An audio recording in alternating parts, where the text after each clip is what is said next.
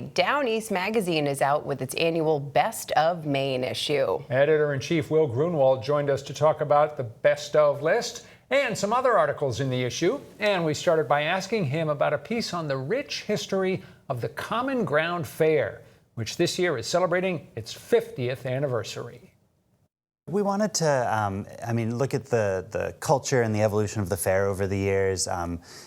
We realized that the magazine actually has some great archival photography from the early days of it that we wanted to be able to show people anew.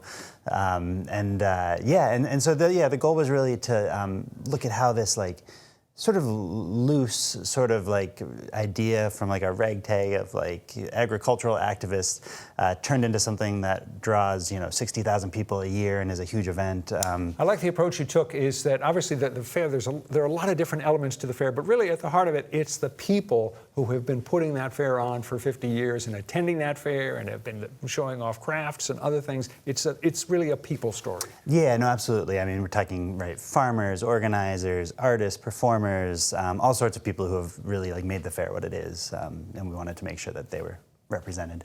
An interesting piece that is also in this issue takes a look at sporting camps in Maine, which are a classic piece of Maine history, but their future looks a little bit uncertain right now, doesn't it? Yeah, that's right. So we're talking about places that people have been going to fish and to hunt for a century and a half. They're a big part of what made the Maine woods a destination for people from the big cities up and down the East Coast.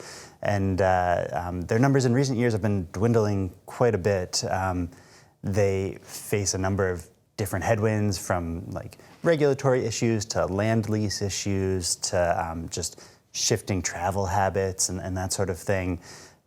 Some of them have straight up closed, some have been purchased and turned into private compounds. But what we wanted to sort of look at in the context of these problems is sort of what it takes for people who are these really passionate owners to keep these places going, because there are a lot of, they're all family owned, and there are a lot of people who really believe in the value of them and are working hard to keep them afloat. So we sent a writer up to Tim Pond Camps near Eustis, which is the oldest operating sporting camp in Maine. Really beautiful place. Gorgeous place. And just to capture, both the charm of it and the work that goes into keeping it there. The photos alone will make you say to yourself, I want to go. Yes. Well, let's move on to the centerpiece of this issue. It's the Best of Maine issue, always a lot of fun. What sort of are you looking at here? This is one where you come up with different categories and you basically ask your readers to make the choices of what is the best of Maine, right? Yeah, exactly. We, throw our hands up and we're totally at the mercy of the readers with this, and fortunately they have impeccable taste. It's an annual tradition. We look forward to it every year. There's a write-in round when people can nominate their favorite things in travel, food and drink, shopping, home and garden, and then a multiple choice voting round after that winnows down the winners out of all of the finalists. And the editors always make a few selections of their own. Let's talk quickly about a couple of those. One of them is the Abbey Museum on Mount Desert Island, which is one of Maine's real cultural gems. Yeah, no, it's a really important institution. I think most people are probably familiar with it, hopefully Ben. It's Indigenous-led, Smithsonian-affiliated, great museum that focuses on the Wabanaki history and culture in Maine. And they are sort of notable at the moment, I think, because, a couple things.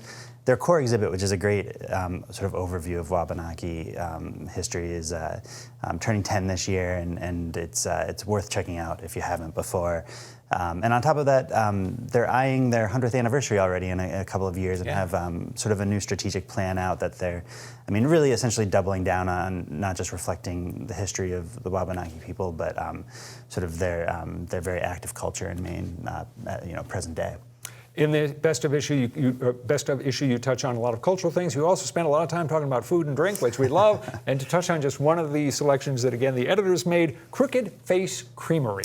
Yeah, no, food and drink in general is definitely the category readers are most passionate about. People get fired up about it. They do. And and Crooked Face is a cheesemaker in Skowhegan who makes a range of really great cheeses. You can find them around Portland area, all throughout Maine.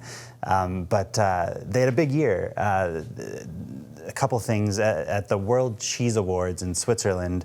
They took home top prize in sort of what's the equivalent of like best in breed at the Westminster Dog Show for their whole milk ricotta, which is kind of their like bread and butter. It's amazing. Like I've been lucky enough to eat it, and it is just like a decadent, rich, silky cheese. So they won this award, and then Food and Wine magazine also named one of their other cheeses, a smoked ricotta, one of the 25 best cheeses in America, which is a pretty nice honor too. A real nice honor, and made right here in Maine. Yep.